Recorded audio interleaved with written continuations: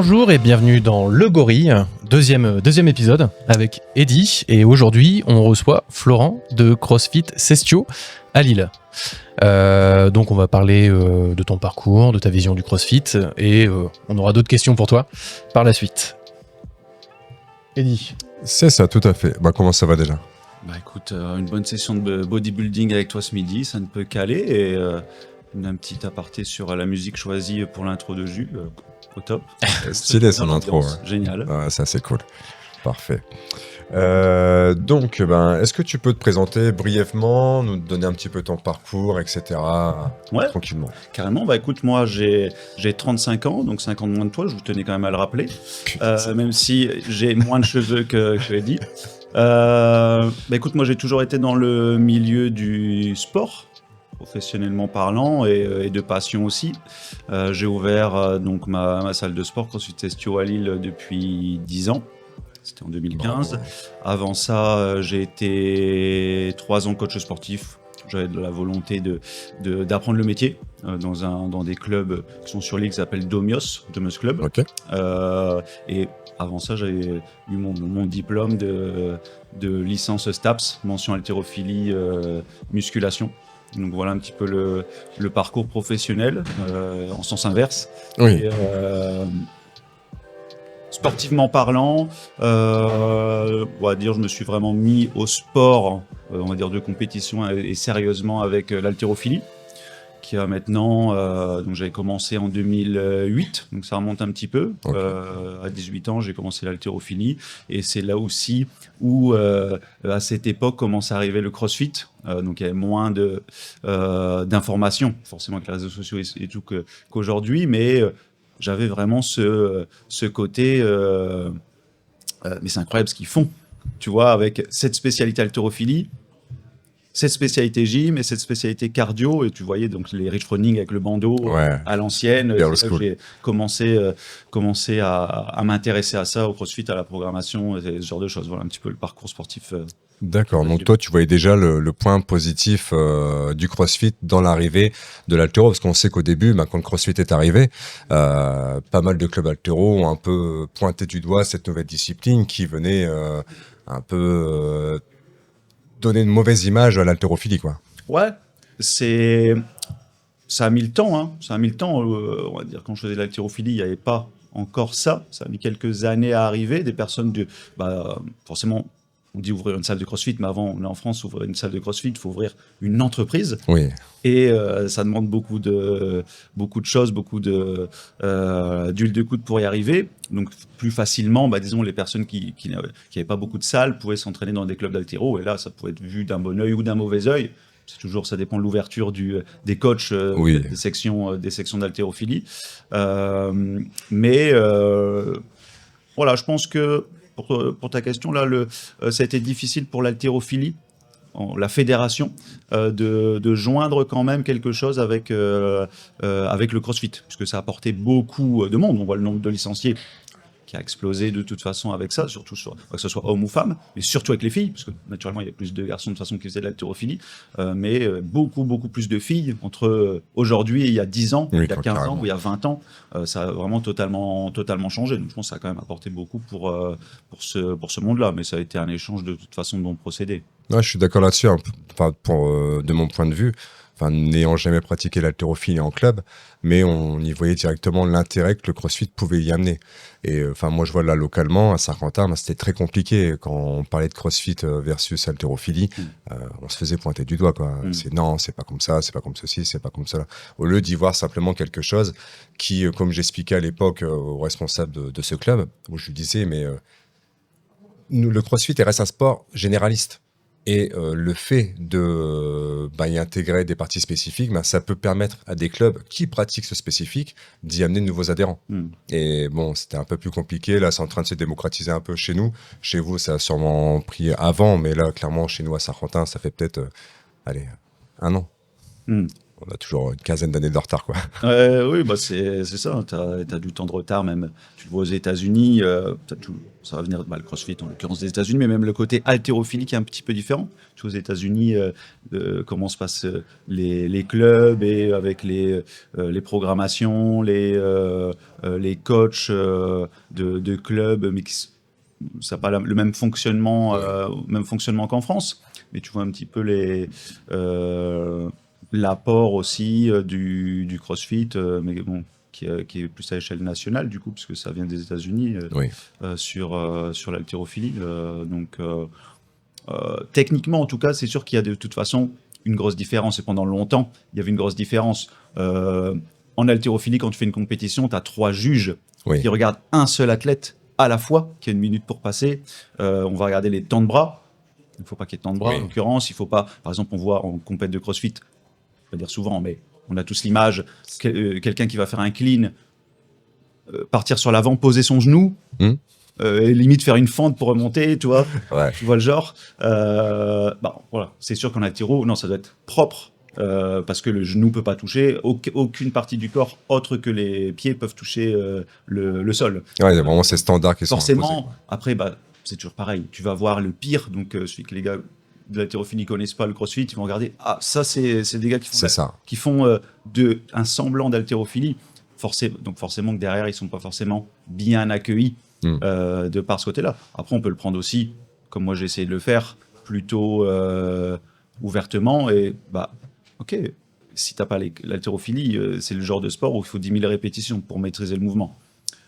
Donc justement, tu peux apporter quelque chose et faire progresser les gens dans ce côté technique. Mais il faut avoir les bons tips, il faut avoir les bonnes choses, etc. Mais du coup, pour revenir à la source, par rapport à l'haltéro, qu'est-ce qui t'a donné envie d'en pratiquer ? De l'haltérophilie ? Ouais. Écoute, moi, je suis issu d'une famille de personnes qui ont fait de l'haltérophilie. J'avais mon père qui faisait de l'haltéro, qui avait un club d'haltérophilie. Mon grand-oncle aussi, mon père qui a fait de l'haltérophilie. Donc voilà, puis en rentrant à la fac, tu dois avoir une spécialité. Et du coup, il y avait ce côté qui m'attirait de toute façon, haltérophilie, force athlétique et musculation, plutôt qu'un autre sport. À la base, c'est ça. Et tu tires en quelle caté quand tu étais ? Parce que je suppose que tu as fait un peu de compétition. J'ai fait un petit peu de compétition, vraiment, pas à un niveau élevé. J'en ai pratiqué pendant 10 ans. J'ai débuté en catégorie moins de 62 kilos, ensuite moins de 69 kilos. Ensuite, c'était moins de 77 kilos et il y a une caté qui est apparue avec les changements de catégorie il y a quelques années et du coup, c'est une caté parfaite pour moi, c'était en moins de 73 kilos. Puisque c'est toujours te dire dans quelle catégorie je vais tirer, comme en sport de combat. C'est ça, tu vas gérer ton poids par rapport à la caté. Poids, etc. Après, les pesées ne se font pas pareil que les sports de combat. Tu vois, où tu vas te peser peut-être pour le MEMA la veille. Et voilà, là, t'es pesé.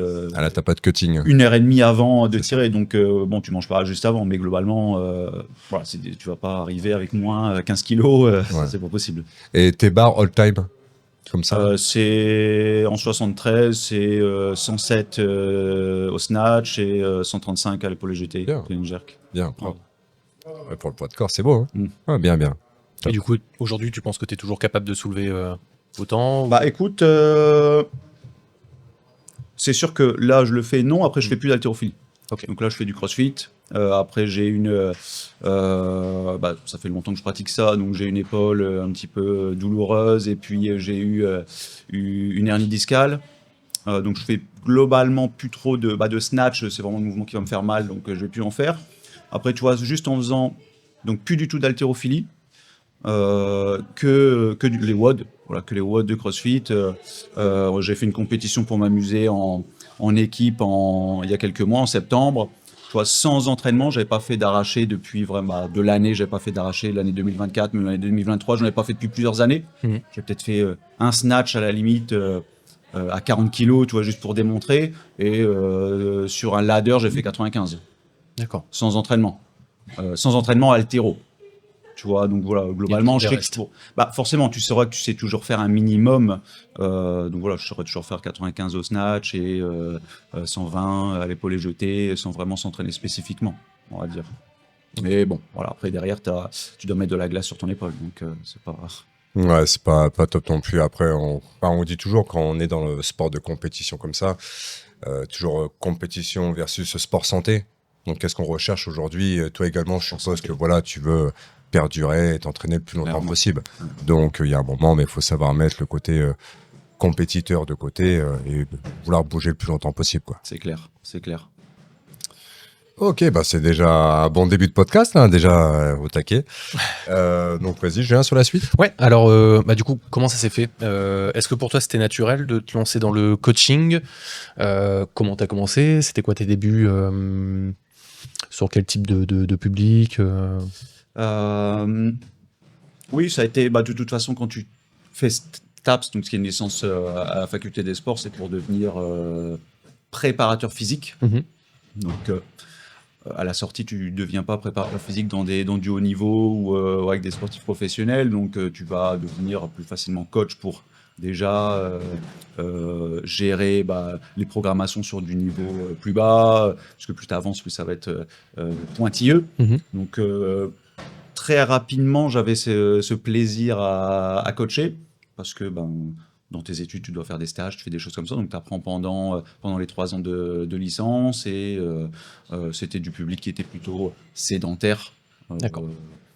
Comme on peut trouver dans les salles de sport ou même dans les box aujourd'hui, des personnes qui vont débuter, qui vont être en demande de remise en forme. Je ne sais pas me motiver tout seul et j'ai besoin d'un coach pour me dire quoi faire. Voilà, ça c'est le fond de notre métier.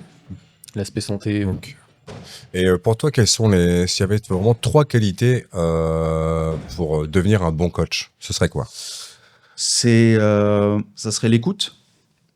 Moi, j'ai une bonne capacité d'écoute. L'écoute, c'est le numéro 1, puisque il faut savoir faut déceler ce que veulent tes futurs clients. Oui. Donc, ça, c'est important.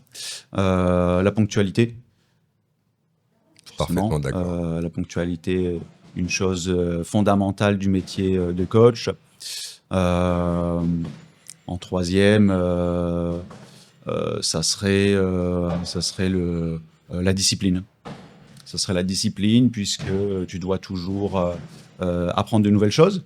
Oui. En discuter. Si tu es dans le monde du sport depuis 20 ans, ça fait 16 ans, depuis 10 ans, il y a beaucoup d'évolution. Donc tu dois être discipliné pour toujours apprendre, te renseigner, être discipliné pour installer ton setup quand t'enchaînes 10 coachings d'affilée, C'est ça. nettoyer le matériel, le ranger, etc. Puis chaque jour être dans cette routine. Voilà, mais bon, la discipline pour moi, ça c'est dans toute profession, mais voilà, ce seraient les 3 points. D'accord. D'ailleurs, est-ce que toi, tu as indispensable. vu ton métier se transformer ou est-ce que tu as ressenti des gros changements, un virage à prendre? Ouais, Euh, énorme. Il y a 2 façons en France de devenir coach sportif, d'avoir une carte professionnelle. Enfin, il y a peut-être, je dis 2 façons à dire pour le grand public, c'est la licence donc de fac des sports ou les BPGEPS. Là, on le voit depuis quelques temps sur les BPGEPS. Je suis proche d'une ville à Lille qui s'appelle Wattignies, avec le Krebs de Wattignies qui est plutôt réputé. Par exemple, il y a 10 ans, pour rentrer au Krebs, donc pour rentrer dans la formation de coach sportif, il fallait obligatoirement imposer 20 tractions. Je dis ça, c'est peut-être pas exactement, mais voilà, 20 tractions. Standard. Des standards. Courir, avoir une VMA de X, donc des standards assez élevés. Chaque année, depuis 10 ans, vous pouvez travailler avec des formations de coach sportif pour intervenir pour l'haltérophilie, pour faire passer les diplômes. Tu vois que les standards diminuent énormément parce qu'il y a une multitude de formations de BPGEPS qui vont ouvrir. Donc, avant, tu avais 100 personnes, mais il y avait que 20 places dans la région pour y aller. Donc, les meilleurs étaient pris. Aujourd'hui, c'est l'inverse. Il y a énormément de centres de formation et beaucoup moins de personnes. En fait, aujourd'hui, c'est se dire « Ah bah tiens, j'ai vu sur Insta que je pouvais devenir coach sportif. Bah tiens, il y a une formation là. Maintenant, ça s'appelle le CQP. C'est une formation que tu fais en 3 mois. Le BPGEPS, c'était 9 mois. Ouais. Et là, après les derniers textes, c'est ça. C'est que ça va donner les mêmes choses. Tu vois, moi, j'ai fait 3 ans. Et Ouais. j'étais nul à la sortie des 3 ans. j'étais nul. Et au bout de 2 ans de coach, j'étais nul. Je dis pas que je suis bon, mais en tout cas, c'est de progresser, l'expérience fera. Là, tu deviens coach sportif en 3 mois. Donc là, on voit une énorme différence et une volonté de diminuer le niveau. Mais je pense que c'est pas forcément que dans le sport, hein. C'est dans beaucoup de... Oui, c'est général. Hein, on général. le voit en général. On en parle toujours du nivellement par le bas. Mais oui, malheureusement, là, on est sur un métier qui est malheureusement à la mode. Ouais. Comme moi, j'ai pu connaître dans le monde de la nuit sur une certaine époque où devenir DJ, c'était le truc à la mode. Comme 10 ans avant, avoir une guitare et faire partie d'un groupe de rock, c'était à la mode. Dans le milieu artistique, c'est un peu plus compliqué, mais on a quand même nivelé par le bas. Mais surtout là, dans le monde du sport, on le voit directement. Enfin, moi, quand je vois ce qui se présente pour passer des stagiaires BP, les gars, tu leur parles de sport, la plupart, c'est des footeux ou quoi qu'est-ce, mais ils y connaissent strictement rien à la préparation physique. Au bout de 6 mois, ils sont chez toi, mais ils ont toujours pas envie d'évoluer. Pour eux, coacher, c'est animé. Après, pour eux, le but final n'est pas forcément le même, parce que parfois, c'est juste aussi pour vendre des formations en ligne ou des suivis des programmations en ligne. Et c'est exactement ta question. Est-ce que le métier va changer ? Il a déjà changé, il est déjà en train de changer. Après, il y a les programmes, voilà. Mais en tout cas, l'excellence dans le sport, dans le coaching, elle se voit de toute façon. Donc, moi, tu peux avoir beaucoup plus de monde, mais il restera que ceux qui performent sur le long terme. Ok. C'est bien dit. C'est bien dit, hein ? Ah, c'est beau. Ouais, j'avais noté Note-le dans un carnet. Prochain post Insta. Donc du coup, quelques années de coaching, et d'où t'es venue l'idée de devenir entrepreneur et de créer ton projet CrossFit Sestio. Sestio, pardon. Tu feras des burpees. Ça, c'est l'expérience, tu vois, qui parle. Non, alors que je punis jamais les retards, ces choses-là, je punis pas. Mais sur le nom. C'est un truc que je faisais au début aussi, mais ça, j'arrête aussi. Mais rien que pour le nom, là, tu vas manger. Non, écoute, c'est parti de peut-être en avoir marre de travailler pour une boîte, tu vois, et te dire, c'était au final entre ce que tu te dis quand t'es employé. Je vais devenir entrepreneur, je vais avoir ça. Voilà, au final, tu te rends compte que non, c'est pire. Je vais avoir plus de temps, je vais pouvoir choisir mes horaires, etc. Oui, tu vas choisir tes horaires. Tes horaires, excuse-moi l'expression, tu vas fermer ta gueule et ça va être 8h, 21h30 tous les jours, du lundi au vendredi et les week-ends, ça va être ça. Alors qu'en fait, tu travailles 3 fois plus. Mais en tout cas, j'ai ce besoin d'indépendance. On va dire le mot, c'était j'ai ce besoin d'indépendance. Je pensais que, étant coach sportif dans un centre Global Gym, qui était un super club, hein, mais tu peux pas faire ce que tu veux. Tu peux pas mettre ta vision dans une autre entreprise. Donc moi, j'avais une vision de l'entraînement fonctionnel, du côté force, cardio et mouvement au poids de corps. Je trouve qu'il y avait le CrossFit aussi, je m'intéressais depuis quelques temps à ça. Voilà, ça tombait bien de se lancer à ce moment-là. Ok. Et pour toi, c'est quoi les points négatifs D'ouvrir la salle ? D'ouvrir la salle, ouais. D'ouvrir la salle. D'être à son compte. Non, après, c'est un apprentissage. C'est un apprentissage. Donc, dès que tu vas faire quelque chose, tu vas être en difficulté. Tu vas avoir tu vas te faire arnaquer, tu vas être sous pression, tu vas avoir seules les personnes qui le font peuvent comprendre. Ouais, il faut vraiment le vivre. De l'extérieur, tout le monde donne son avis. Mais vis-le et puis tu sauras ce que c'est. Donc après, c'est t'as une pression puisque t'as fait un emprunt bancaire. Donc tu vois ce que je disais tout à l'heure, t'ouvres pas une salle de CrossFit, t'ouvres une société en France. Tu ouvres ta société en France, avec toutes les règles. T'as pas ouvert, boum, t'as un courrier d'URSSAF pour te souhaiter la bienvenue. La SACEM, et boum. T'as la SACEM qui vient, bonjour, voilà, parce que j'avais pas répondu à leur courrier en l'occurrence. T'as plein de... Tu te rends compte, tu ne te rendais pas compte, tu t'en rends compte. Donc la difficulté, c'est qu'il faut avoir les épaules solides, d'être critiquable, d'être critiqué, forcément. Peu importe ce que tu fais, la difficulté, elle est là. Donc après, tu as 2 options.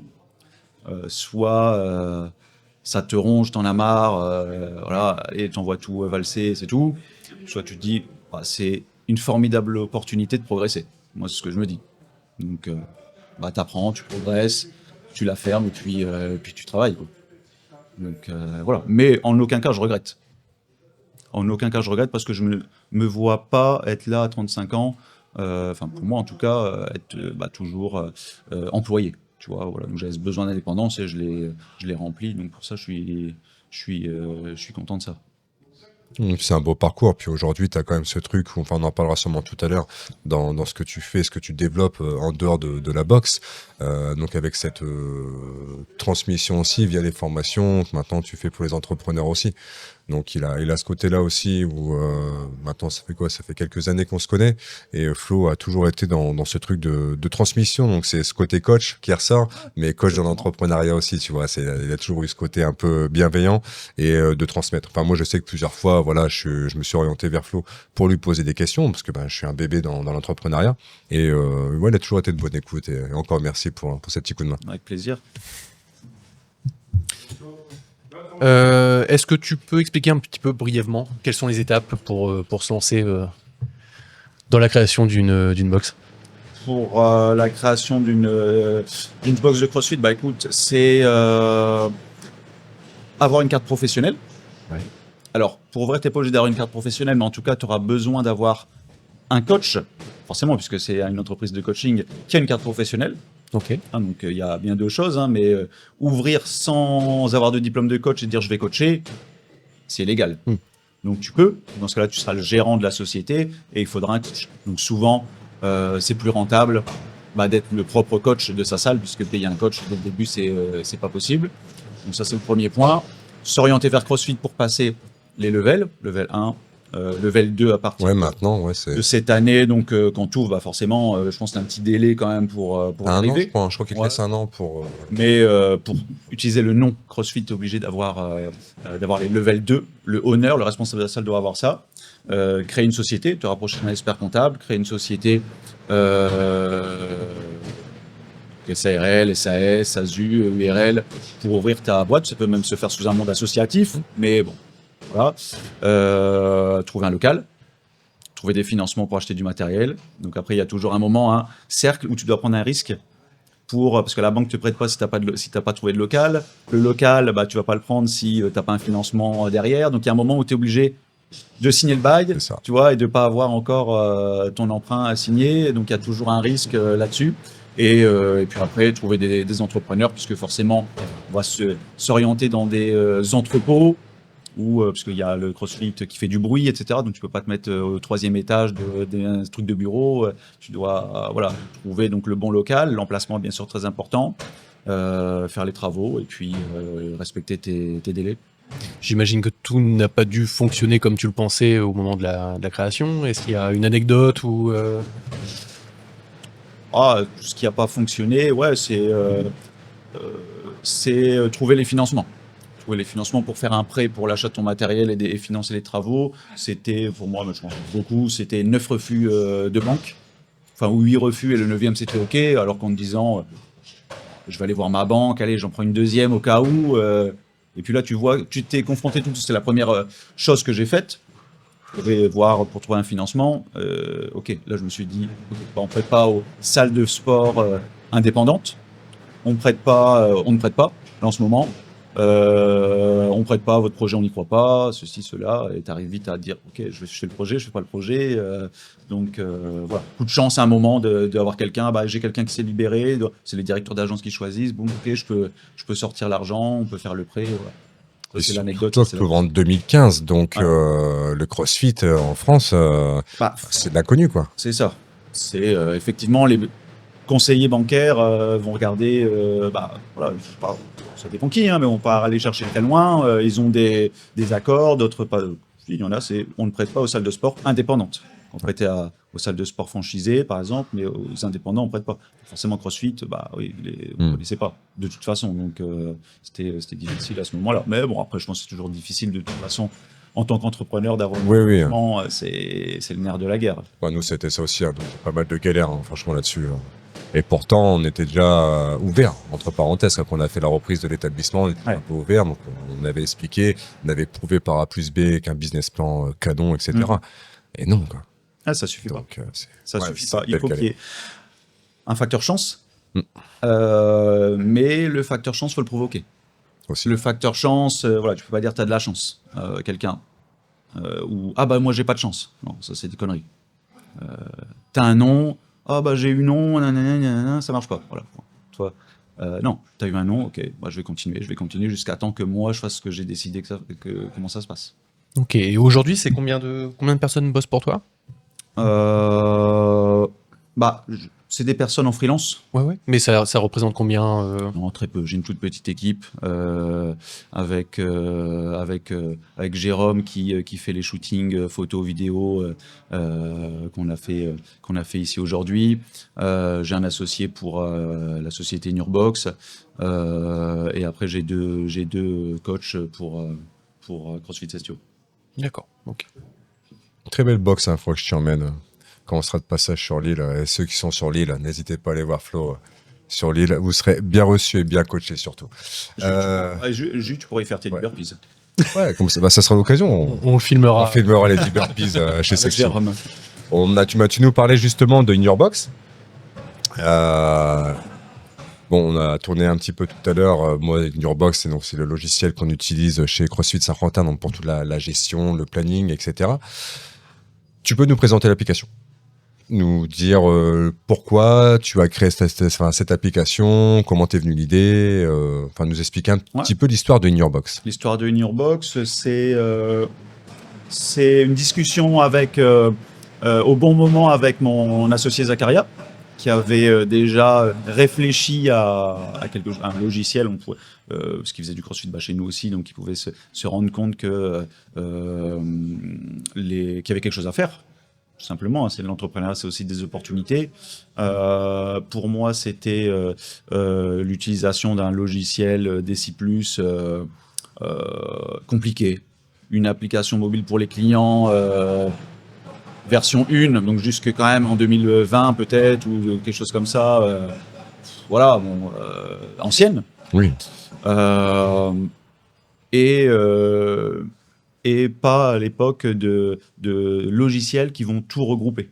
C'est-à-dire que tu dois avoir un écosystème d'applications, un logiciel de réservation, un logiciel de paiement, des fois tu as les deux mais pas toujours, un logiciel pour les programmations, un logiciel ou un Excel pour écrire la programmation sur le long terme, voilà, beaucoup de choses, un CRM, ceci, cela, tu as beaucoup de choses. Et c'est se dire, je pense qu'on peut faire quelque chose pour faciliter la vie des gérants de salles et des coachs. La mienne déjà en priorité pour tester la chose. Donc ça part de ce sentiment-là. Je pense qu'on peut faire mieux et je pense qu'on peut faciliter la vie. Et tu le disais quand on en discutait sur gagner du temps. Voilà. Gagner du temps, ça c'était le truc, que ça soit facile et qu'on ait les informations juste qu'on veut avoir en priorité. Donc c'est un écosystème In Your Box qui représente pour la salle de sport un logiciel de réservation, création des plannings, d'encaissement, des abonnements, de programmation. Pour les clients de la salle, une application facile où ils peuvent réserver, voir le fil d'actualité, le réseau social pour faciliter la transmission d'informations. Parce qu'aujourd'hui, le groupe Facebook, aujourd'hui, c'est compliqué. Tu vas sur Facebook, tu as 1000 notifications. Donc, j'aime plus de groupe Facebook. Ça se fait directement pour le partage d'informations sur In Your Box. On peut mettre des photos, etc. Les gens voient leur programmation et le côté shop. Ils peuvent acheter la NOCO, la FITED à la fin de la séance, acheter leur abonnement, leur programme, etc. Tout est centralisé. Tu me discutais tout à l'heure sur le côté écoute, etc., transmission. J'ai créé en plus In Your Box Academy, qui est une formation de 9 mois, destinée aux gérants de salles de sport, puisque, et je l'ai vécu pendant quelques temps, la difficulté d'être rentable pour les nouveaux indépendants dans les salles de sport. Donc c'est une formation avec un rendez-vous mentor chaque mois avec moi, et une formation créée sur une plateforme qui dure 9 mois. Et c'est un suivi, c'est un accompagnement de ta salle de sport, 8 piliers pour rendre ta salle de sport rentable. Donc il y a l'écosystème In Your Box avec cette formation et puis ce logiciel, mais qui est joint.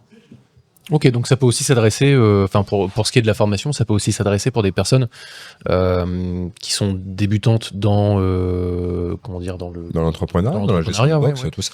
C'est ça, c'est Un destiné avant, pendant, après. aux personnes qui, ok, je vais ouvrir ma salle, ça t'évite beaucoup de galères, Mhm. puisqu'on les a vécues.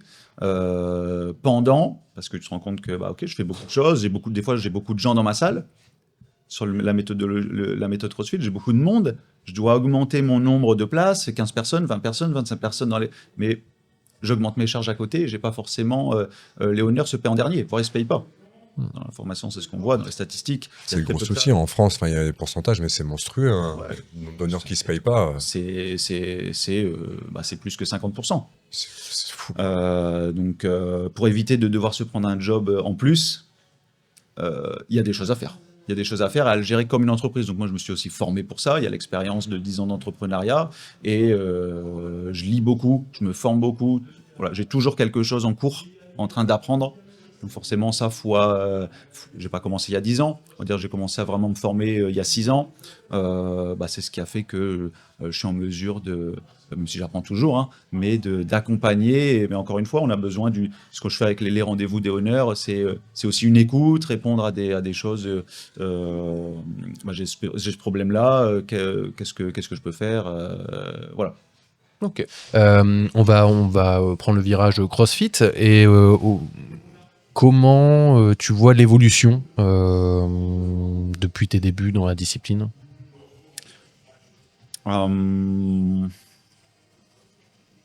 Écoute, ça a changé, forcément. Ça a changé. Premier tournant, on dirait, en 2020 avec le premier rachat le seul, je pense, de Oui. CrossFit et le départ du fondateur de la méthode et de la marque. Donc là, il y a eu un premier gros changement. Après, il y a deux choses, hein, c'est toujours toi dans ton affilié, qu'est-ce que tu vois. En soi, tu coaches, tu gères tes tâches quotidiennes et puis c'est tout. Après, si on regarde vraiment en faisant un pas en arrière, je vois moins d'avenir aujourd'hui que je pouvais voir il y a plusieurs années. En discutant avec Eddy, qui a eu le même... Ouais, le même ressenti, hein, c'est une discussion qu'on avait ce midi. Hein. Voilà, le même ressenti sur la nouvelle vente, enfin la mise en vente de CrossFit.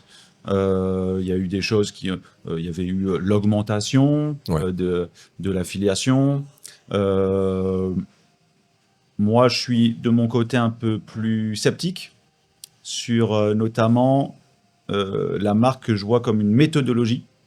Et je veux dire, moi, je regardais, c'était peut-être, je sais pas, 2010, sur le blog, comment ça, c'était Play Fitness, tu vois, où c'était le premier truc que je voyais, essayer de comprendre cette programmation. Je trouvais folle, tu vois, je me disais, putain, mais c'est un truc de fou, comment tu programmes ça, comment j'étais en plein en stage dans les études, etc. Je me disais, mais comment tu arrives à programmer, à progresser là-dessus, voilà, donc ça fait longtemps que je regarde ça, la méthodologie, vraiment le côté sportif, c'est ça qui m'intéresse. Et aujourd'hui, on va juste le voir d'un point, par exemple, avec la programmation. Tu vois, voilà, je trouve le cap, j'étais le premier, je dis le premier. Tu étais un défendeur. Dès le début, quand ils ont envoyé un mail, on va construire la programmation. Donc avec le cap, j'avais cette version d'essai, après la version payante, j'ai été très satisfait. Aujourd'hui, j'ai refait moi la programmation de ma box parce que je trouve que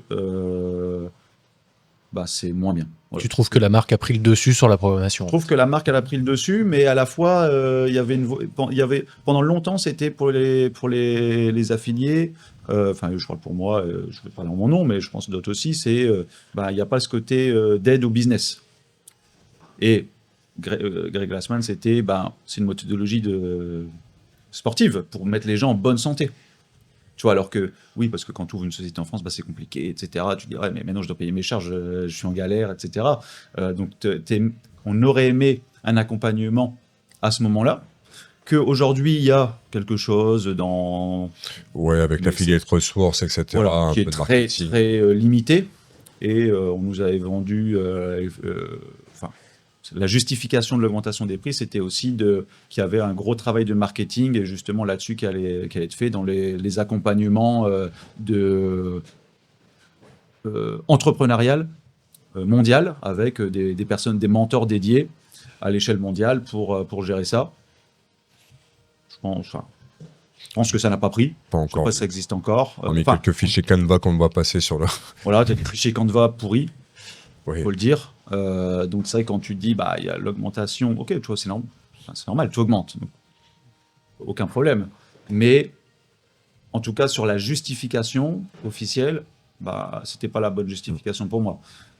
Et du coup, en attendant, depuis 5 ans de ce changement, pour moi, bah, il n'y a pas eu de changement. Alors, est-ce qu'il y a besoin de changer la méthode? Non, la méthode, elle est là, elle fonctionne, Oui. c'est ce que tu fais tous les jours avec tes clients. Mais le problème, c'est qu'il n'y a plus ce Greg Glassman qui est là pour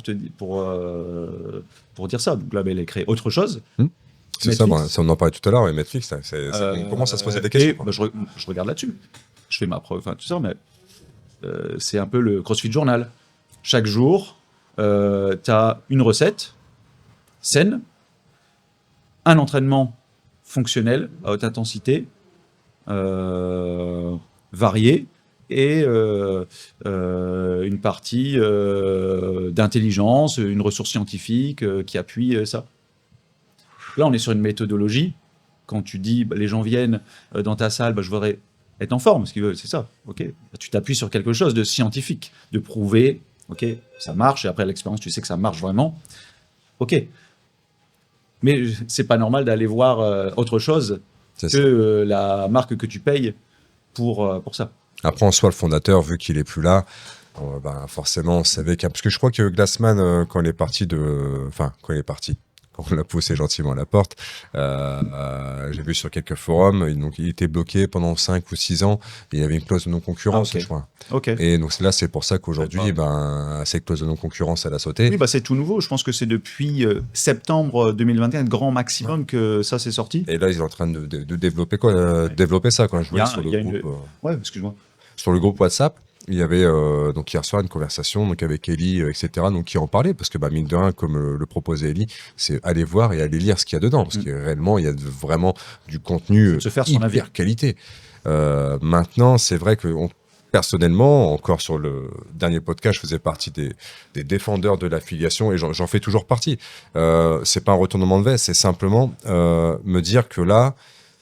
Ok, il y a le créateur du CrossFit. Il y a ce qui m'a fait tomber amoureux du CrossFit qui est en train de créer quelque chose sur le côté. Et forcément, ça m'attire l'œil, ça m'attire l'oreille. Et je sais que je vais aller voir. S'il faut s'affilier, bah, je le ferai. Mais quelle serait après ma place dans le CrossFit? Moi, c'est la méthodologie CrossFit, l'amour que j'ai pour cette méthodologie, c'est grâce à Glassman. C'est pas grâce à la marque CrossFit. Et j'aimerais que la CrossFit se réveille réellement là-dessus pour revenir à des fondamentaux. C'est-à-dire qu'au lieu de vendre un peu de blabla là, et essayer de faire simplement du sport, parce que le sport CrossFit en soi, on sait tous que les compétiteurs dans une box, ça représente quoi? À peine 5%. Ou 0. Ou voire 0. Enfin oui, de vrais compétiteurs, comme j'aime bien dire. Des vrais compétiteurs, on n'en a pas dans nos box. Occupons-nous, et notre première mission, c'est de rendre les gens en meilleure santé. Et c'est là qu'il faut aller chercher le truc. Tout à fait. Et il y a un programme d'ailleurs d'affiliation de cette nouvelle société. Toi, tu t'es renseigné un peu dessus, ouais? Je suis renseigné, mais j'ai pas. Enfin, j'ai contacté, j'ai demandé ce que c'était. J'ai pas eu de retour là pour l'instant, mais savoir ce que c'est. En tout cas, c'est sûr que dans les prochains mois, les prochaines années, forcément, il va y avoir des changements. Il y a eu beaucoup. Enfin, je dis ça sans avoir les chiffres, sans rien, mais j'ai l'impression qu'il y a quand même, par rapport au point haut de CrossFit en termes d'affiliés, moins de salles affiliées. Je n'ai pas les chiffres, mais je pense qu'il y en a certainement moins, ou pas mal de monde qui réfléchit sérieusement à arrêter. Mais arrêter, ça veut dire, effectivement, tu ne peux pas payer juste une marque parce que c'est une marque. Oui. Tu payais ça parce qu'il y avait vraiment quelque chose derrière, etc. Là, derrière, Là, c'est un il n'y prête-nom. a plus rien derrière toi. C'est un prête-nom, en fait, que tu Là, c'est un payes. prête-nom. Là, c'est un prête-nom. Et ça a toujours été, il faut bien se dire, il faut bien s'en rendre compte, et seuls les coachs dans les salles de CrossFit et les gérants de salles de CrossFit peuvent vraiment en témoigner.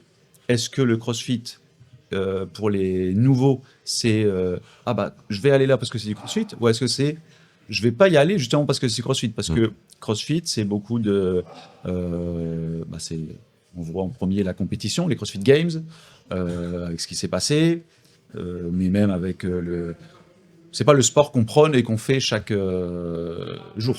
On passe plus pour des bourrins, clairement, que du sport santé. Hein. Les gens, quand ils voient CrossFit, ils voient intensité, ils voient des gars en train de soulever des pneus, encore en 2025. Hein. Ils passent vraiment pour un sport de bourrin, au lieu que, une fois qu'ils passent la porte de l'affilié, qu'ils ont fait une première séance, une deuxième séance, s'ils tombent sur un coach qui leur transmet bien la façon de bouger et la méthode, lui, là, ils comprennent bien les choses. Mais sinon, c'est compliqué. Là. Les gens ont encore peur. Et on pourra faire tous les posts qu'on veut sur Insta. Les gens ont encore peur de ça, quoi. Ce que je croyais, c'est que quand il y avait eu ce discours de il va y avoir l'augmentation, mais un gros travail fait sur le marketing et changer cette image, je pensais que ça allait être le cas. Parce que là, ça fait 2 ans, il me semble, à peu près. Ouais, Et ça pourrait être 2 ans. ça n'a pas du tout été le cas. Il y a eu effectivement, comme tu dis, des fichiers Canva. Une réduction pour une formation aussi. Non, ou c'est se dire, oui, pendant 1 an, là, jusqu'à X date, tu as 500 € pour... C'est ça, c'est surtout pour repasser ton level 2, parce que ça. maintenant, c'est obligé d'avoir le level 2 pour avoir une box. Et du coup, la marque CrossFit, vous la voyez comment dans 5-10 ans? Là, elle est mise en vente, hein, donc qui va la reprendre? Ouais, elle est mise en vente. Après, c'est toujours pas rien. C'est ce que tu vois. Toi, tu connais rien.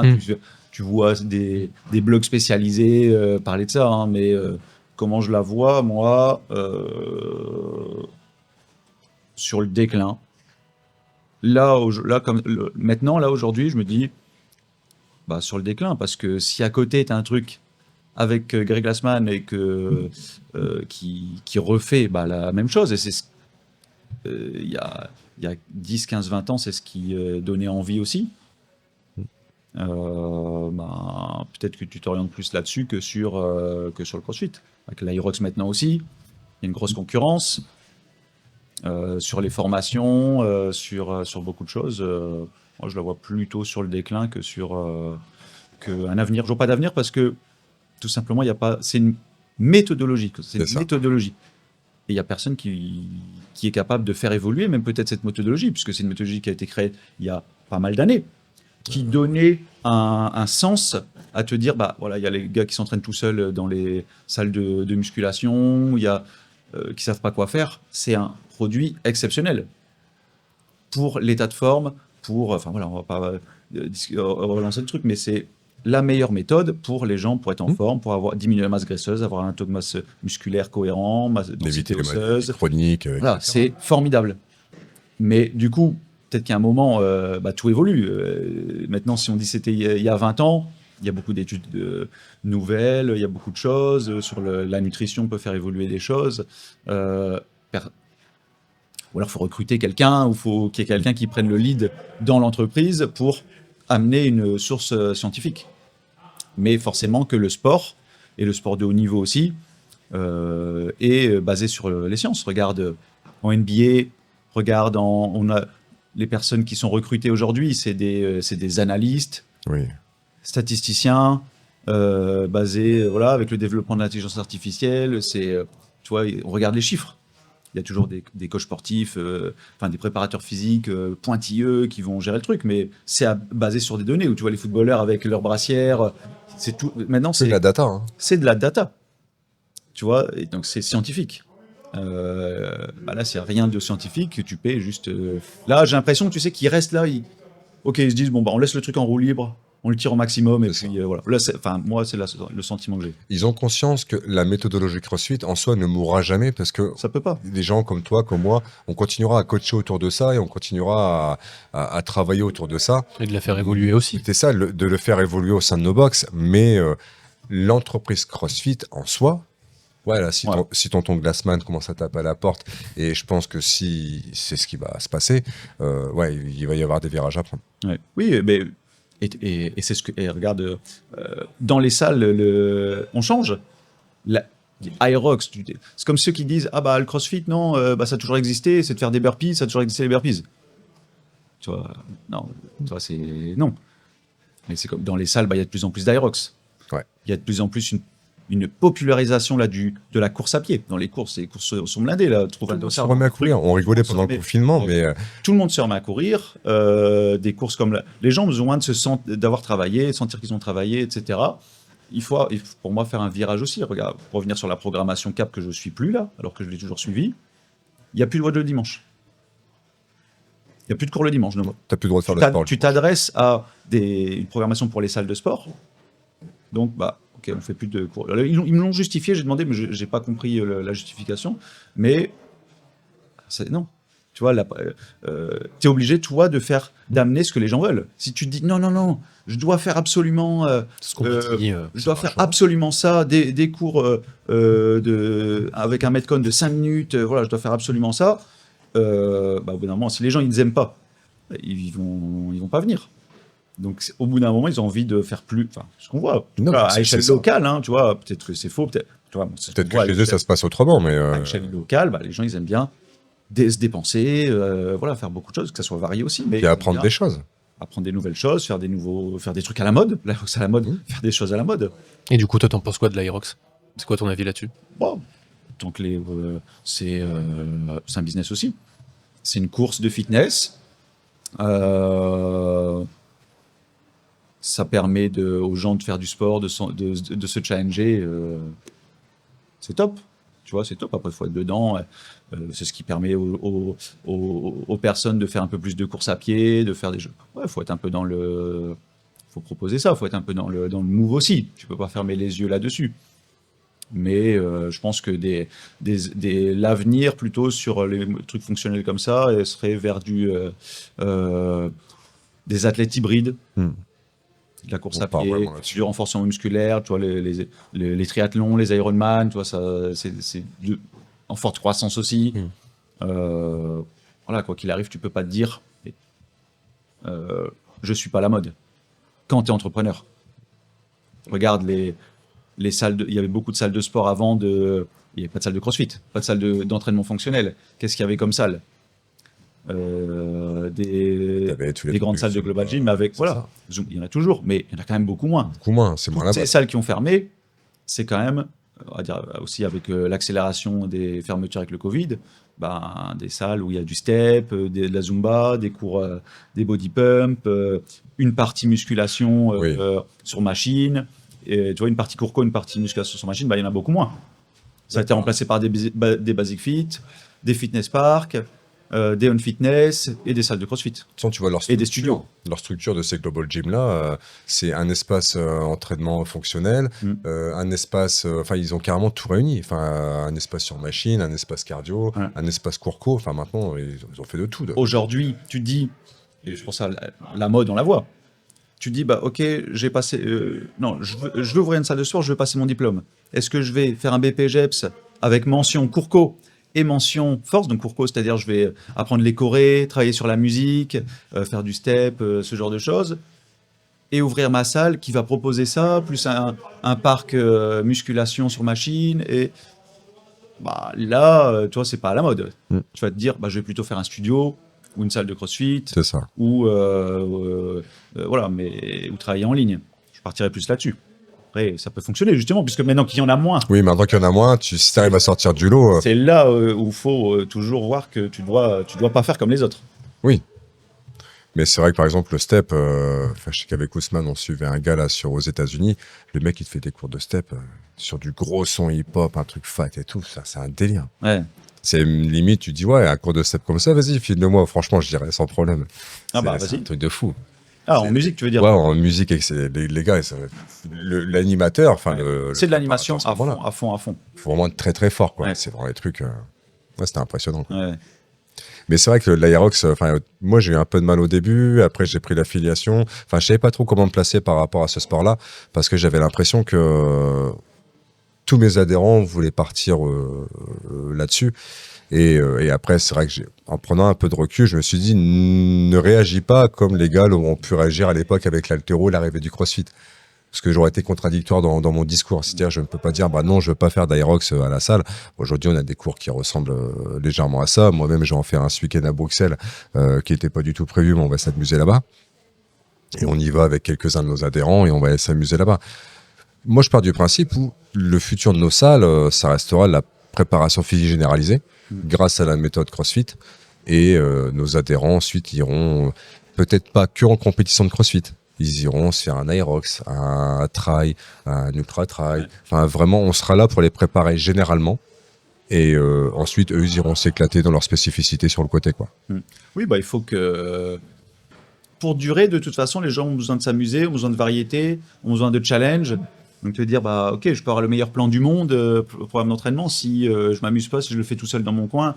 Voilà ce que je dis. Sinon, tout le monde, il y a personne dans les salles, tout le monde se lève à 4 heures du matin. Va faire son entraînement comme Jocko Willink, tu sais, chaque matin à 4 heures du matin, et puis ça y est.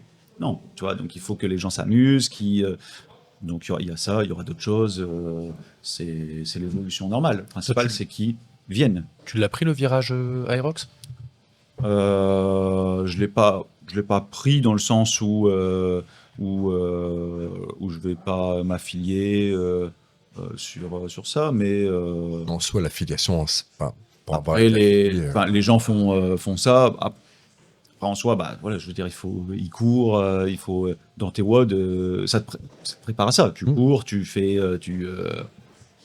voilà, tu leur donnes des conseils sur le sled, tu vois, ça suffit. C'est des cours qu'on appelait avant endurance. Oui. D'accord. Dans les box, endurance, résistance musculaire, endurance musculaire et cardiaque. Voilà, des gros entraînements, AMRAP ou des effort time de 40, 50 minutes, avec peu de mouvements techniques, pas de mouvements de force, pas de barre, pas de gymnastique. Ça, c'est toujours fait. Tu vois, quand j'étais à Domios, je faisais ce genre de cours. Tu vois, et ça n'existait pas l'Aerox, CrossFit, on n'entendait pas parler en France, et on faisait ce genre de choses. Tu vois, les gens aiment se dépenser, aiment faire ça, un mix entre courir, venir, ils font des box jumps, ils font des burpees, tu vois. Voilà, ça a toujours fait. Ok. parce qu'en soi, l'affiliation, enfin, moi, elle m'a rien apporté, hormis comment un plan d'entraînement, enfin voilà, mais c'est rien non plus de monstrueux, quoi. Donc, personnellement, j'y vois pas l'intérêt de s'affilier ou pas. Après, les gens font ce qu'ils veulent sur l'affiliation, bien sûr, hein, mais j'y vois pas d'intérêt. Petit chapitre suivant, un peu polémique du moment dont tu voulais nous parler, Julien. Oui. Bon, tu dois connaître Guillaume Guillou. Bien sûr, je connais Guillaume Guillou, mais sans vraiment. Voilà, je suis assez loin des réseaux, toi. T'es pas très réseau. Ouais. Pas très réseau, pas du tout. Bon, lui déjà qui avait pris le virage de ne plus être affilié CrossFit. Là en fait il y a eu un nouveau drama. Donc pour te donner le contexte, il a sorti. Il a sorti une vidéo, la vérité choquante derrière l'échec des nutritionnistes et des diététiciens. Donc dans la vidéo en fait il critique un programme de perte de poids. Qu'un nutritionniste a donné à une adhérente de sa box. Et en fait, dans le programme, en gros, il y avait du blé, produits laitiers et sucre rapide. En gros, c'était ça toute la journée, tout le temps. C'était une catastrophe. Hein. Ouais. J'ai vu la vidéo, c'était un délire. Donc, si c'est un gars qui travaille pour Nestlé ou pour... alors, il a mis en avant le lobbying. Mais en gros, dans sa vidéo, il disait comme quoi c'était inadapté pour une perte de poids. Et en fait, il s'étonnait que c'est pas la première fois qu'il avait vu des programmes comme ça. Et donc, il y avait l'hypothèse du lobby qui pourrait influencer les formations des nutritionnistes, des diététiciens. Et du coup, en fait, il y avait l'absence de personnalisation en fonction de la personne. Et vraiment, voilà, je te mets des flocons d'avoine le matin. Du placement de produits, voilà. Et puis en veux-tu, en voilà. Hein. Donc, suite à ça, donc ça c'est vraiment le départ, suite à ça en fait, il y a eu un groupe Facebook de diététiciens et nutritionnistes qui l'ont signalé en masse. Ouais, pour motif dérive sectaire. Sectaire Sectaire, c'est quand même dur. Le mot, il est... Par rapport à quoi? Pas par rapport à ce qu'il a annoncé. On parle de dérive sectaire à sa par rapport à ce qu'il a communauté. annoncé, hein, par Ok. rapport à sa communauté, etc. Enfin, Ouais. les mecs sont, Ah oui, sont ok. très très Parce loin. qu'il représente une communauté. Voilà. Oui, donc parce qu'il représente une communauté, donc c'est là ses pratiques sectaires. Ok. Les mecs sont. Donc en fait, en vrai, il avait tous les screens, etc. En fait, en gros, il y avait 15-20 personnes dans ce groupe-là qui étaient vraiment à fond dedans. Mais ils ont réussi à faire à le signaler à je ne sais plus Ah, ils l'ont quel signalé, truc. Et en fait, ben, il s'est fait supprimer tous ses comptes méta. Ah ouais, ok. Ah ouais, non, mais c'est un délire. Tous ces comptes supprimés, etc. C'est quand ça? Tout son contenu, bah, c'est arrivé là, La semaine dernière, celui ouais, semaine dernière, ouais. Ouais, ouais. Ah, maintenant quoi. Ouais, c'est pour ça. Ouais, ouais. C'est des sujets bah, d'actualité. 1er avril peut-être, attention. Non. Là, il c'est l'aura annoncé son 1er avril, mais là, ouais, il a pas blagué avec ça parce qu'il a fait pas mal de vidéos et ouais, je trouvais ça impressionnant, quoi. C'est Bah, les comptes aujourd'hui- supprimés et tout. Bah, tu peux rien dire de toute façon. C'est la liberté d'expression. On se demande où est-ce qu'elle est passée, quoi. Liberté d'expression. Ouais, voilà, clairement. Alors, c'était ça le sujet du coup. Est-ce que aujourd'hui on peut encore parler librement entre guillemets, même si ça peut froisser des experts et des professionnels. Voilà, chacun peut avoir son avis sur les choses. Donc, je voulais avoir aussi ton avis là-dessus. Toi, déjà, est-ce que c'est un truc où tu pourrais te mouiller et dire tout haut, toi, ta façon de penser, ou est-ce que tu as quand même... Bah, comment dire, écoute, je pense que. Je connais pas. Enfin, je connais deux noms, hein. Mais comme on disait juste avant, je suis loin de ça. Après, je pense que il a raison d'allumer salement la personne qui. Parce que lui, il est responsable de cette fille qui vient dans sa salle. C'est lui qui fait le taf depuis quelques semaines, quelques mois, quelques années, à la rendre en bonne santé. Donc si t'as un gars derrière, certainement, comme on disait, ah bah ok, je suis sur les réseaux, même si je suis connu et du coup je suis diététicien, etc. Même si c'est faux, apparemment c'est faux, s'il propose ce genre de choses, bah, il y a totalement raison d'aller l'allumer. Tu vois, c'est moi qui suis responsable de la santé de la personne C'est ça, hein. au quotidien avec le sport, mais au quotidien, même si on n'est pas, même s'il n'est pas diète ou autre chose, bah, il peut. Ok, si tu manges des sneakers, c'est que ça va pas. Tu manges déjà des aliments non transformés. Voilà, bois suffisamment d'eau. Tu sais, il y a juste des conseils C'est les simples, fondamentaux. des fondamentaux que tu essaies d'inculquer aussi. Alors après, tu peux faire venir des séminaires ou te spécialiser, passer tes diplômes en diète, peu importe. Mais c'est sûr que il faut. Si tu as quelqu'un dans ta salle qui te dit ah bah là, voilà, j'ai cette personne-là dans mon entourage qui me harcèle, ceci, cela. Est-ce que tu vas signaler le truc, tu vois, ou des adolescents, bien sûr que tu vas les protéger un minimum. C'est ça. Donc, qu'ils fassent ça, c'est normal. Et du coup, Face- toi, ça t'est face- déjà arrivé d'avoir un Non. adhérent? Après, moi, je pense que je suis à l'opposé de Guillaume sur ça. Moi, Ouais, sur la gestion des réseaux, toi, t'es vraiment sur sur, la raison, non. sur la. Pour moi, etc. c'est de la merde. Je te le Mais dis. sinon, t'as Pour moi, déjà c'est eu des adhérents qui te ramènent un programme dégueulasse Non, j'ai jamais eu ça. J'ai jamais eu ça. Mais tu peux avoir ça avec les programmes sportifs. Ouais, aussi. Qui vont faire des prog dans ta salle, tout ça. Voilà, globalement, je veux pas trop ça. Mais c'est une salle de coaching, c'est pas une salle de libre accès, de free access. Donc il y a toujours ce truc-là, toi tu me dis Oui, oui.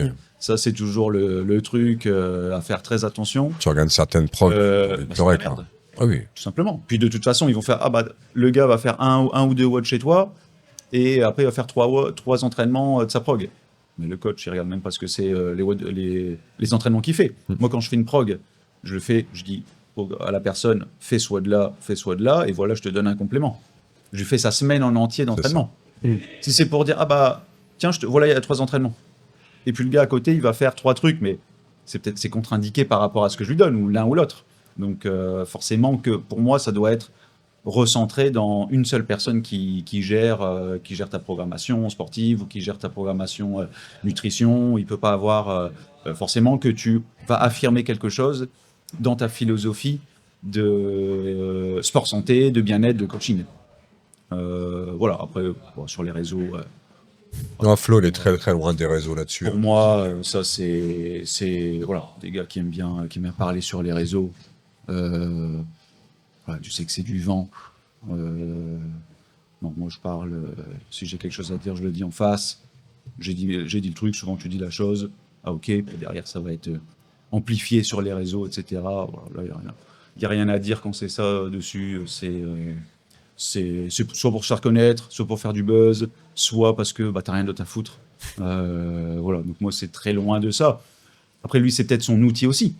Ouais, Guillaume c'est son outil. Ah ouais, Il communique beaucoup sur les réseaux, de communiquer, etc. de lancer l'alerte ou la chose sur ses réseaux. Donc après, forcément, tu sais que tu fais ça.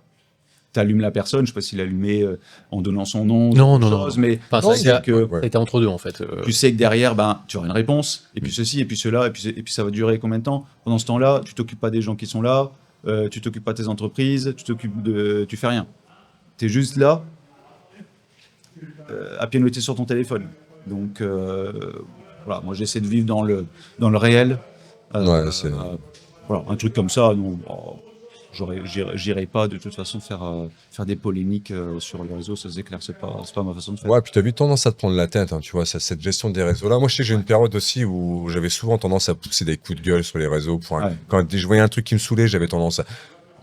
Pourquoi faire? Ça sert à rien. Que... Perdre de temps. De toute façon, les gens qui vont t'envoyer un like ou un commentaire ou quoi qu'ils sont dans le même état que toi là-dessus. Donc, ouais, moi, je sais que les réseaux, maintenant, tu vois, je poste, on fait nos trucs, on s'éclate, on essaie, enfin, j'essaie de plus de me concentrer à diffuser des choses dans le bon délire. C'est à transmettre vraiment ces trucs-là. Après, moi, Guillaume, là-dessus, c'est quelqu'un que je connais quand même très bien parce que j'ai suivi pas mal de ses formations, tout ça à l'époque. Et son intention, et c'est vraiment ce que tu voulais faire, tu vois. Pour moi, pour revenir rapidement là-dessus, c'était vraiment de dénoncer quelque chose qui s'est passé à un de ses adhérents. Parce c'est quand même quelqu'un qui, malgré qu'on sait il gère énormément de monde en programmation à distance, à tout ça, et il reste proche des gens quand même. Donc c'est quelqu'un qui est hyper connecté. Donc moi je suis pas du tout dans la même mentalité, tu vois, je me rapproche plus de toi là-dessus, où je préfère gérer ce qui est autour de moi tranquillement. Et je sais que j'aurais pas les épaules pour ça et me prendre la tête en permanence pour ça. Ça serait pas du tout, parce que mentalement, tu vois, faut quand même être assez solide. Tu fais ça forcément de se mettre en avant. Tu vas avoir les deux côtés. Tu vas avoir les haters et tout qui vont tomber sur la gueule en permanence et tout. Et tu vois, moi c'est pas une vie que je voudrais parce que c'est un truc qui me prendrait trop à cœur. Mais au final, si tu fais un pas de recul et tu regardes autour de toi et tu dis. En fait, c'est rien, c'est bullshit, c'est juste sur un téléphone. C'est ça, c'est juste sur un téléphone. Le mec, il va pas se pointer chez toi avec un gun. Mais t'en as qui pètent des câbles. Mais ouais, c'est ça. Et moi, je sais que là-dessus, ça me prendrait trop vite la tête. Et donc, c'est pas un truc qui m'intéresserait. Mais ouais, je sais que son intention, ça part d'une bonne intention. Après, bon, voilà, malheureusement, il s'est fait fusiller par toute la bien-pensante. C'est quand même grave. Ouais. C'est-à-dire, on lui dit, ils ont pris un parti de, ok, toi, tu fermes ta gueule. Et puis, ouais, c'est ça qui est ouf. Donc c'est-à-dire, mais on le sait de toute façon sur les réseaux sociaux que tu ne peux pas, tu peux pas dire ce que tu veux, tu peux non. pas. Non, ça c'est sûr. Puis même dans la vie de tous les jours, hein, ça devient comme ça un petit peu en France où on va écouter le plaignant. Oui, et on a tendance à cancel les gens un peu trop vite aussi. Oui, c'est ça. C'est toi, tu l'ouvres un peu trop, allez, hop, sur le côté. Et t'as que les gens, ils veulent pas la vérité, ils veulent juste des histoires. C'est ça. Une rumeur, parfait, je prends. Ouais. On va faire une soirée avec les copains, les copines, et on va en discuter. Ouais. Ils veulent pas la vérité. Non, mais c'est vrai, souvent, moi, j'ai souvent fait l'expérience, tu arrives pour un repas chez quelqu'un ou quoi qu'est-ce, et t'as vu un tel. Et toi, t'as juste envie de parler de tes projets à ce moment-là, t'as juste envie de partager de cette bonne vibe, etc. Tu veux partager tes projets, donc tu commences à parler de tes projets. Ouais, c'est bien. Non, mais t'as vu ce qu'il a fait, lui, hein. Et puis là, non, on s'en fout de la vie des autres à ce moment-là. Tu sais, t'as 4, 5, 6 personnes autour de la table. Viens, on parle de nous. Et c'est pas être égoïste, c'est juste dire... Se recentrer un peu. Voilà, tu te recentres sur toi. Moi, je vais être content de ce qui va t'arriver. Tu vas me parler de toi, comme à chaque fois où on se voit, où on se raconte un petit peu nos anecdotes, etc. Jules, pareil, tu sais, quand on se voit. Mais ça nous arrive jamais de se dire et de parler pendant une soirée que d'une personne ou que d'un problème. De bitcher. Ouais. Après il y a tout. Oui, pour après. faire un monde, moi, t'en as. Les personnes comme ça, c'est en dehors de ma vie. Oui, ouais, voilà. Par contre, ça rentre pas dans le cercle. Parce que c'est les gens qui te pourrissent tes soirées. Clairement. Rubrique suivante, mon petit Julien. On était sur quoi? Donc après, alors après, est-ce que tu veux passer sur le site du Ah oui, ouais, ce petit jeu, j'y tiens. C'est un petit jeu, donc c'est ok. si tu devais. Ouais. Donc en fait, on va te poser à chaque fois une question, tu vas avoir un choix à faire. Donc si tu devais garder qu'une seule musique sur ton téléphone, ce serait quoi? Bah, on va rester sur la phrase précédente. Vas-y, rentre dans le cercle de. C'est Sofiane qui dit ça? Ouais, je crois que c'est ça. Ouais, bah, on va la mettre en fond. Là, c'était vraiment pour rebondir, hein, je n'ai pas réfléchi. Je vais rester dans la dernière phrase. Instantané voilà. comme ça, parfait. Si tu devais choisir un seul exercice de CrossFit pour le reste de ta vie.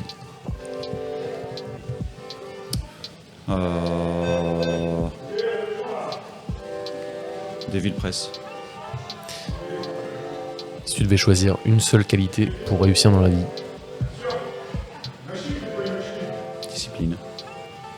Si tu devais échanger ta vie avec quelqu'un pendant 24 heures, ce serait qui? Eddie. Pourquoi? Comme ça, il reste dans une box et il est tranquille. Non, voir ce que ça fait d'avoir 40 ans. Ah, le salaud! Bon, il n'y aura pas trop de changements pour les cheveux. Si tu devais manger un seul plat pour le reste de ta vie, ce serait quoi? Je mange toujours la même chose. C'est quoi? Riz, poulet, brocoli. Non, pardon. Riz, poulet, poivron cru ou riz, poulet et carottes en hiver. Parce qu'il n'y a pas de poivron, c'est pas de saison. Je mange toujours la même chose. Vraiment tout le temps, tout le temps?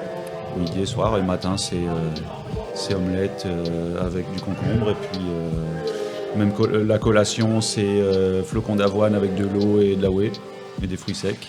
Et le soir, c'est 200 grammes de fromage blanc, compote de pommes et une pomme. Et ça te dérange pas de... Toujours la même chose.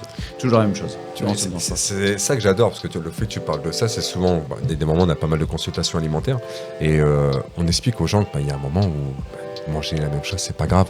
Le problème, c'est que les gens, ils veulent toujours changer. Bah, si tu prends si eux, ils veulent tout le temps changer parce qu'il peut y avoir beaucoup de choses quand tu vas dans les magasins. Et si tu prends les aliments non transformés, C'est ça.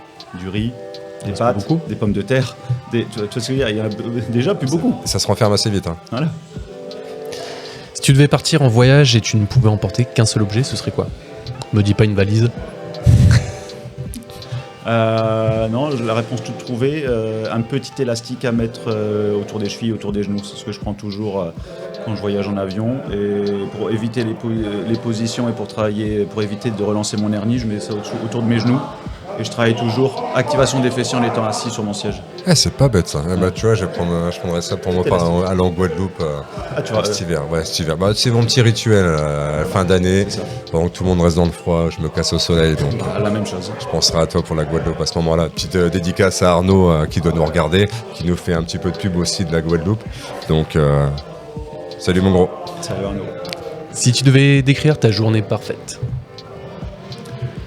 Ce que je fais tous les jours. Réveil 5h, 5h30, 1h30 de routine mentale. Je fais mes plats pour la journée. Je travaille de 7h à 10h30 sur les projets, sur la gestion de la salle, sur une box. Je vais marcher une demi-heure. Je vais à la salle. Coaching. Je m'entraîne l'après-midi. Coaching au rendez-vous, accueil des nouveaux adhérents. Voilà, le retour et coaching des classes s'il faut, et puis retour à 20h ou un peu plus tard, étirement, sommeil. Parfait. Le réveil sonne, c'est le lendemain, c'est pareil. Je suis très routinier. Voilà, je pense c'est que c'est important vraiment la routine. très. La vie est une routine. Oui. Les gens ont peur d'une routine. Ah, je veux pas de routine, je veux pas être dépendant. Il faut installer une routine. Si tu veux progresser, tu vas devoir mettre une routine et ça te fait gagner beaucoup de temps. Ouais. D'avoir ta routine vraiment installée, ça te fait gagner beaucoup de temps dans ta journée et dans ton année. Si tu devais recommander un livre à tout le monde, ce serait lequel?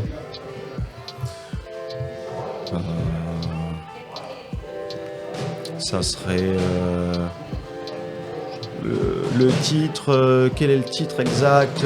C'est quelque chose comme Trouver mon pourquoi de Simon Sinek. Parce que il faut savoir où tu veux aller. Il faut savoir ce que tu veux dans la vie. Il faut savoir ce que tu veux faire aujourd'hui. Mais tu peux vite péter un câble si tu ne sais pas pourquoi. Donc trouver ton pourquoi. Pour ça, moi, toutes les personnes qui viennent, je leur demande quels sont vos objectifs. C'est quoi tes objectifs pour débuter? Ok, ça c'est ton pourquoi. Je veux perdre du poids. Pourquoi tu veux perdre du poids? Pour me sentir mieux avec moi, pour faire mon saut de parachute, pour ceci. Ouais. Ok, maintenant c'est facile. quand ça sera difficile, tu te souviendras de ça et ça sera plus facile. Donc ça, je pense que c'est un bon livre pour débuter, un bon livre à relire une fois par Le an. deuxième, c'est trouver le comment. Et toi, comment tu le trouveras Tu suis la voie, tu le trouveras. Même question, si tu devais choisir un film. Un film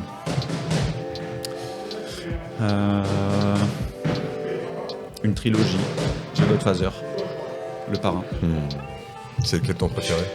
le 2, Ouais. parce qu'il y a De Niro. La classe. Si tu devais revivre un moment marquant de ta vie, ce serait lequel?